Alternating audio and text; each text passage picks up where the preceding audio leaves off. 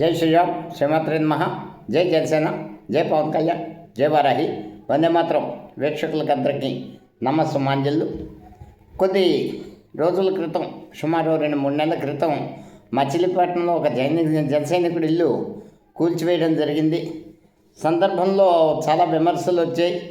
కూటమి ప్రభుత్వంలో మనకు అన్యాయం జరుగుతోందని చాలామంది నిందించారు. అక్కడ పూర్తి వివరాలు మనకి తెలియకపోవడం వలన స్థానిక నాయకత్వం ఏం చేస్తుంది ఏంటన్న దాని మీద మచిలీపట్నం ఎంపీ బాలశౌరి గారికి కూడా వెళ్ళి ఆ కుటుంబానికి అండగా ఉంటామని, మళ్ళీ ఇల్లు కట్టిస్తామని హామీ ఇవ్వడం జరిగింది. ఈరోజు దిశ సమావేశంలో పాల్గొన్న పార్లమెంట్ సభ్యులు బాలశౌరి గారు మచిలీపట్నం మున్సిపల్ కమిషనర్ని ఈ విషయం మీద నిగదీసిన విధానం చాలా అద్భుతంగా ఉంది. ఖచ్చితమైన సమాధానం కావాలని. అలాగే ఎంపీ గారికి నా విజ్ఞప్తి ఒకటి, ఈ విషయం ఎక్కడితో వదిలిపెట్టద్దు.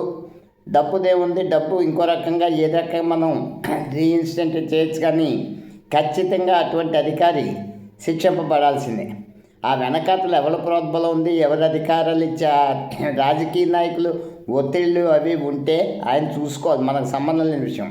అధికారులకు ముఖ్యంగా ఒకటే విజ్ఞప్తి చేస్తున్నా, ఏ ప్రభుత్వాలు వచ్చినా ఏ పార్టీలు వచ్చినా మీ డ్యూటీ మీరు చెయ్యండి. ఒత్తిళ్ళకి ప్రలోభాలకి లొంగి మీరు అవుట్ ఆఫ్ ది వే వెళ్తే ఒకరోజు ఖచ్చితంగా శిక్ష అనుభవించే రోజు అంటూ వస్తుంది. దీని ముందుకి ఎంతటి వాడు కూడా అతీతుడు కాదు. మన ముందు కళ్ళ ముందు చూస్తున్న పెద్ద పెద్ద పొజిషన్లో ఉన్నవాళ్ళు జైలు పాలైపోవడం. ఒక పెద్ద ఆయన చెప్పేవాడు, నవ్వుతూ సంపాదిస్తాం, ఏడుస్తూ అనుభవిస్తాం అని. ఖచ్చితంగా చేతనైతే ఒక మనిషికి సాయం చేయండి, లేకపోతే ఊరుకోండి. ఎవరికన్నా, ఇది అధికారులకన్నా, నాయకులకన్నా, ఇంకోళ్ళకన్నా ఖచ్చితంగా మీరు డ్యూటీ కరెక్ట్గా చెయ్యండి. అవుట్ ఆఫ్ వే వెళ్ళి ఎవరో చెప్పారనో ఎల్ఐలో పొల్లైలో 5 సంవత్సరాలు ఉంటారు, మళ్ళీ 5 సంవత్సరాలు పోతారు. వాళ్ళ మాటలు పట్టుకుని వెళ్తే మీరు ఖచ్చితంగా ఇబ్బందులు పడాల్సి వస్తుంది. రాజకీయ నాయకులు కూడా పరిధికి మించిపోయి వ్యక్తుల్ని బాధపెట్టి సమాజంలోకి ఇటువంటి అండర్స్ట్ తీసుకురావాల్సిన అవసరం లేదు. అక్కడ పూర్వపరాలు నాకు పూర్తిగా తెలియవు కాబట్టి ఇక్కడితో ముగిస్తాం. ఇక మొన్న విజయవాడ నగరంలో జరిగిన ఒక ఘటన, 2 యువకులు తారు జీపులతో సవాళ్ళు చేసుకుంటూ సినిమా సినిమాలో కూడా అంత డెలిబరేట్గా తీరు, ఒక జీపులతో పరస్పరం ఢీకొంటూ ఆ తర్వాత రాడ్లతో దాడి చేసుకోవడం, తర్వాత ఇచ్చేస్తే ఇక్కడ జరిగింది ఏంటంటే ఇద్దరు కూడా 2 రాజకీయ పార్టీలకు చెందిన వాళ్ళు. ఇవాళ రాజకీయ పార్టీలు ఇందులో అక్కర్లేదు. ఎందుకంటే ప్రతి వ్యక్తి వెనకట్లా ఎవడో ఒకడు ఉంటాడు, చుట్టమో బంధువో లేకపోతే స్నేహితుడు రాజకీయ నాయకుడు ఉంటాడు. రాజకీయం అన్నది పక్కన పెట్టేస్తే వాళ్ళ వయసు 18 సంవత్సరాలు. వాళ్ళు చేస్తున్న పని ఏంటంటే డ్రగ్స్, స్టెరాయిడ్స్,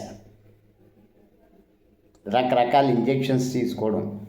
దేనికి పనికి వస్తారు వీళ్ళు? 18 ఏళ్ళకి స్టెరాయిడ్స్ ఇంజెక్షన్లు తీసుకోవడం, డ్రగ్స్ తీసుకోవడం అంటే 25 సంవత్సరాలు 30 సంవత్సరాలు వచ్చేసరికి వీళ్ళ పరిస్థితి ఏంటి? మనం ఇక్కడ సమాజ స్థితిగతులను అన్వేషించాలి. రాజకీయాలు పక్కన పెట్టండి. ఒకసారి ఎక్కడి నుంచి మొదలైంది ఇది?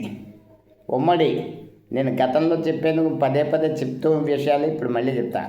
ఉమ్మడి కుటుంబాలు విచ్ఛిన్నం అవడం, పెరిగిన ఖర్చుల రీత్యా తల్లిదండ్రులు ఇద్దరూ ఉద్యోగాలు చేయాల్సి రావడం, పిల్లలు ఏకాకులు అయిపోవడం, దాంతో ఇంకా ముఖ్యంగా సాంకేతిక విప్లవం వచ్చిన తర్వాత, స్మార్ట్ ఫోన్లు వచ్చిన తర్వాత పరిస్థితి మన చెయ్యి పూర్తిగా దాటిపోయింది. అబ్బాయి లేదు, అమ్మాయి లేదు, ఎవరైనా సరే వాళ్ళ మీద కాస్త కన్నేసి చూడాల్సిన ఓపిక తల్లిదండ్రులకు ఉండక సమాజం మీద విచ్చలవిడిగా వదిలేస్తున్నారు.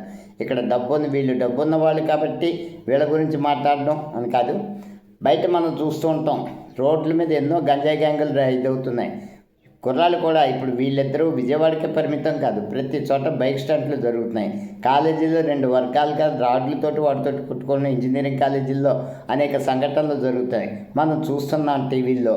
అలాగే సాయంత్రం ఒకసారి కాలేజీ వదిలిన టైంలో చూస్తే కుర్రాళ్ళు కాలేజీ వదిలేక అటు అమ్మాయిలు వీళ్ళు ఏ రకంగా బిహేవ్ చేస్తున్నారు. మనం కూడా అల్లరి చేసి ఉంచాం. వయసులో ఉండగా పిల్లలు అల్లరే చేస్తారు, కానీ వీళ్ళు అల్లరి పాలు అవుతున్నారు, తల్లిదండ్రులను అల్లరి పాలు చేస్తారు. ఇక్కడ జరుగుతుంది ఏంటంటే బేసిక్గా మనకు తెలిసి వ్యసనాలంటే మా జనరేషన్లో తాగుడు, సిగరెట్టు, పేకాట అక్కడితో సరి. కొత్తగా ఒక 3 దశాబ్దాల క్రితం అనుకుంటా పబ్ కల్చర్, ఆ పబ్ కల్చర్ నుండి హుక్కా కల్చర్ నుండి ఇంకో బొక్కా కల్చర్, ఏవో రకరకాలు వచ్చేసి మనకి తెలియని అనేక రకాలు. పబ్కి వెళ్ళాక డ్రగ్స్ విపరీతంగా దొరుకుతున్నాయి. ఎంతవరకు పోలీసులు కంట్రోల్ చేస్తారు, పోలీసులు ఎంతవరకు చేయగలరు? వాళ్ళకి ఒక 10 మంది చేయాల్సిన పని ఒకరిని చేత చేయిస్తే ఫ్రస్ట్రేషన్ గురై ఆ పోలీసు కూడా బ్యాలెన్స్ తప్పి పరిస్థితి వచ్చింది. ఇవాళ ప్రభుత్వాలు ఖచ్చితంగా ఈ పబ్స్ ఇతరత్ర వాటి పూర్తి వివరాలు తెలియదు, హుక్కా లేకపోతే ఇతరత్ర కేవలం వైన్ షాపులు, గట్టిగా మాట్లాడితే బార్లు కూడా తీసేయాలి. ఈవేళ వైన్ షాపులు, సిగరెట్ వరకు ఈ సమాజాన్ని పరిమితం చేయాలి. గంజాయిని, మాదక ద్రవ్యాలని ఎక్కడో మనం మీటింగులు పెట్టి జనాలుగా విద్యార్థులకి చెప్పడం కాదు. గతంలో ఒకసారి చెప్పాను నేను. ఈవేళ ఖచ్చితంగా రాష్ట్ర ప్రభుత్వం కన్సిడర్ చేయాల్సిన విషయం ఏంటంటే ప్రతి స్కూల్లోని కూడా గంజాయి అవైలబుల్ అవుతుంది. విద్యార్థులు అడిక్ట్ అవుతున్న వాళ్ళు చాలామంది ఉన్నారు. చాలా చోట్ల వాళ్ళు మాస్టర్లను కొట్టిన సందర్భాలు కూడా మనం వీడియోలో చూస్తున్నాం. రాష్ట్ర ప్రభుత్వం సీరియస్గా తీసుకొని, 2 తెలుగు రాష్ట్ర ప్రభుత్వాలు సీరియస్గా తీసుకొని నార్కోటిక్ యాక్ట్ ఇంకా పకడ్బందీగా అమలు చేస్తూ, నేను చెప్తా పోలీసులను విద్యా వ్యవస్థలో భాగస్వామ్యం చేసి ఖచ్చితంగా నెలకి 3 మోటివేషన్ క్లాసులు ఖచ్చితంగా పిల్లలు చేయాలి. ఎవరైతే గంజా తీసుకుంటే ఐడెంటిఫై అయ్యారు వాళ్ళని ఐడెంటిఫై చేసి ఖచ్చితంగా రెస్క్యూ హోమ్ కూడా హరాకొర వసతులు అక్కడ పూర్తిగా మనిషిని అక్కడ పూర్తిగా తయారు చేసి మానసికంగా మళ్ళీ దానికి దూరం వెళ్ళా తయారు చేసి పంపే విధంగా పకడ్బందీగా ఉండాలి. విద్యా వ్యవస్థలో పోలీస్ వ్యవస్థ భాగస్వామ్యం ఈరోజు ఖచ్చితంగా ఈ సమాజానికి అవసరం. గతంలో ఒకసారి చెప్పాను, ప్రతి మండలానికి ఉన్న అప్ టు ఇంటర్ వరకు 7th to 6th to inter వరకు ఉన్న స్కూళ్ళు, కాలేజీల్లో ఖచ్చితంగా ఒక 20-30 మంది కానిస్టేబుల్ నియమించి ప్రతి స్కూళ్ళ మీద విద్యార్థుల మీద నిఘా ఉంచాల్సిన అవసరం ఉంది. ఆ తర్వాత ఇంటర్ తర్వాత పై విద్యా వ్యవస్థకి కొంత ఉన్నతాధికారులు ఉండాలి. ఎస్ఐ, సిఐ స్థాయి అధికారులు ఉండి పోలీస్ నిఘాలో విద్యార్థులు ఉండాల్సిన అవసరం ఈవేళ సమాజానికి చాలా అవసరం. ఇది లా అండ్ ఆర్డర్ సమస్య కాదు, ఒక సామాజిక పరివర్తన భవిష్యత్తు. ఇదే ఇలా కొనసాగితే 10 ఏళ్ళలో ఒక వ్యవస్థ, ఒక జనరేషన్ సర్వనాశనం అయిపోతుంది. ఇందాక ఒక మాట చెప్పాను, 18 ఏళ్ళకే స్టెరాయిడ్స్, డ్రగ్స్ తీసుకుంటే వీళ్ళకి పెళ్ళిళ్ళు ఎందుకు? వీళ్ళ సంతానం కలిగే అవకాశాలు ఎంత? 30 ఏళ్ళ తర్వాత వీళ్ళ జీవిత పరిస్థితి ఏంటి? ఇదొక నేరపూరితమైన సమస్యగా చూసుకోకుండా, క్రైమ్ రిలేటెడ్ కాకుండా, పోలీస్ రిలేటెడ్ కాకుండా ఒక సామాజిక పరివర్తన కోసం విద్యా వ్యవస్థలో పోలీస్ శాఖ భాగస్వాముల్ని చేసి సమాజాన్ని పునర్నిర్మించాల్సిన అవసరం ఈరోజు యావత్ భారతదేశంలో, ముఖ్యంగా మన 2 తెలుగు రాష్ట్రాలు పూర్తి ఇబ్బందుల్లో ఉన్నాయి. కాబట్టి ఈ విషయంలో ఖచ్చితంగా దీని మీద దృష్టి సారించాలని కోరుకుంటూ వందే మాతరం, జై హింద్.